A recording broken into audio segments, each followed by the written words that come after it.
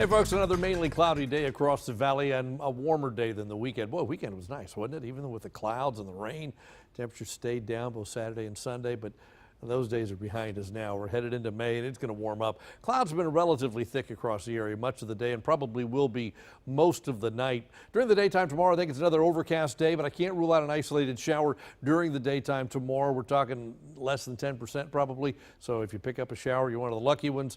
Tomorrow night, I think we're mostly cloudy again. And during the daytime on Wednesday, still mainly cloudy. It's also windy. It's also warm. So warm conditions are back with us for a while. Our best chance of rain is tomorrow. Even that, again, is less than 10%. I think Wednesday and Thursday should stay dry.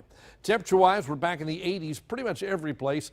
83 right now in Port Isabel, 86 in Brownsville. Edinburgh's 83. Rio Grande City's at 81 degrees. Overnight tonight, look at this, mid-70s for lows. Those were our highs back on Saturday, and now you're looking at lows in the mid-70s. That's a sign humidity's building back in, and temperatures warm up tomorrow. Upper 80s, low 90s in the western part of the valley. Even with the clouds sticking around, it'll be a very warm day across the area. The normal high is 87. We're going 88 tomorrow, then a couple of 92s. We're not going to break any records, but we're going to go back above average after spending several days below the seasonal norm. Rest of Texas, mid-70s in the middle part of the state, 80 right now in Amarillo, 83 in Midland, Odessa, 85 at this hour in El Paso.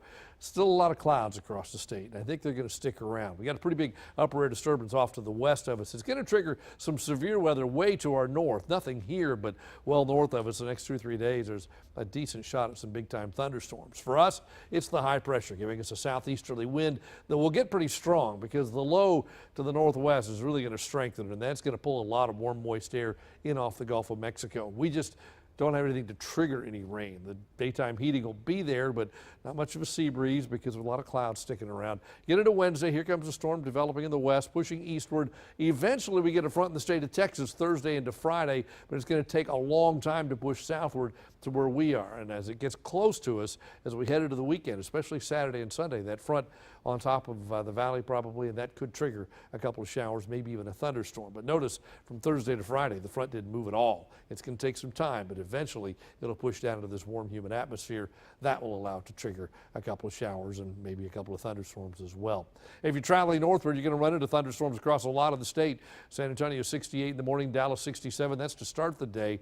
And the state warms up a little, 70s, 80s across the region, but the warm up really begins in earnest by the middle of the week. So tonight, mostly cloudy and breezy. Southeast winds a low of 74. Tomorrow, back up to 88, mostly cloudy. Can't rule out an isolated shower, but your chance of rain tomorrow stands at less than 10%.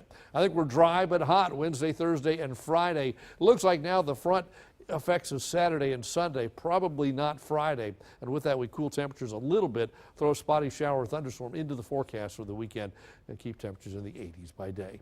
That is your updated First Warn 5 forecast.